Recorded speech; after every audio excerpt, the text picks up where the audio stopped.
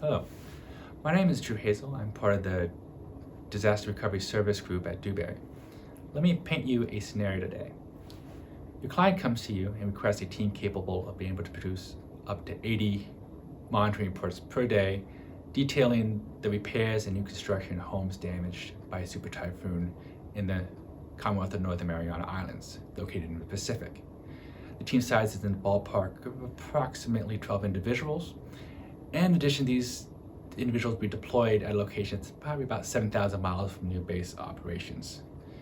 Assuming that you have the staffing, how do you position yourself to achieve success and meet the needs of your client?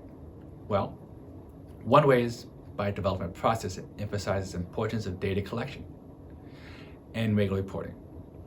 But you have to be able to identify your targets and desired outcomes. In engineering, this is sometimes referred to as precision and accuracy. Plus, you must be able to weave steps to ensure quality. In doing so, you reduce your own risk, which in turn contributes to the overall team success. In the case I mentioned above, utilization of technology is key.